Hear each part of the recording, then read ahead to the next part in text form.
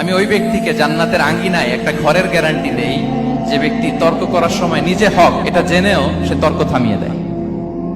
অনেক সময় হয় না, অনেকে পায়ে পাড়া দিয়ে ঝগড়া করতে আসে, এরকম আছে না নাই? আপনি চুপচাপ দেখবেন একটা বাজে কমেন্টস করতেছে, আবার কমেন্টের নিচে কমেন্ট, আবার গালি, হ্যাঁ আছে না এরকম? বিষ্ণু বলেন নিজে হক এটা জানার পরেও আর যাতে তর্ক না বাড়ে, যে তর্ক থামিয়ে দেয় জান্নাতের আঙ্গিনায় তাকে আমি একটা ঘরের গ্যারান্টি দেই। ওয়াবিবাইতিন ফি ওয়াসাতিল জান্নাতি লিমান তারাকাল কাযিবা ওয়া ইন কানা মাযিহান। আর ওই ব্যক্তিকে আমি জান্নাতের মাঝখানে একটা ঘরের গ্যারান্টি দেই যে ব্যক্তি কৌতুক করার সময়ও মিথ্যা পরিহার করে।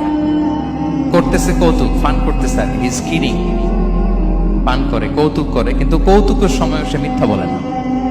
এই স্বভাব যাদের, তাদেরকে আমি জান্নাতের মাঝ বরাবর একটা ঘরের গ্যারান্টি দেই।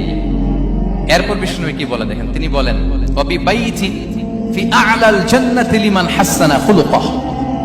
আর জান্নাতের একেবারে হাইস্ট পিক অফ প্যারাডাইস, জান্নাতের সর্বোচ্চ স্তরে আমি একটা ঘর বা একটা বাসভবনের গ্যারান্টি ওই ব্যক্তিকে দেই যে তার আচরণটা সুন্দর করেছে, যে সুন্দর আচরণের অধিকারী হয়েছে, তাকে জান্নাতের হাইস্ট পিকে আমি একটা বাসভবনের গ্যারান্টি দেই। তাহলে বলেন তো আমাদের আচরণটা সুন্দর করার দরকার আছে না নাই? এটা খুব ছোটখাটো একটা আমল, তাই না? কথা বলেন দক্ষিণ কোরিয়া প্রবাসী ভাইরা, আওয়াজ করে বলেন এটা কি ছোট আমল?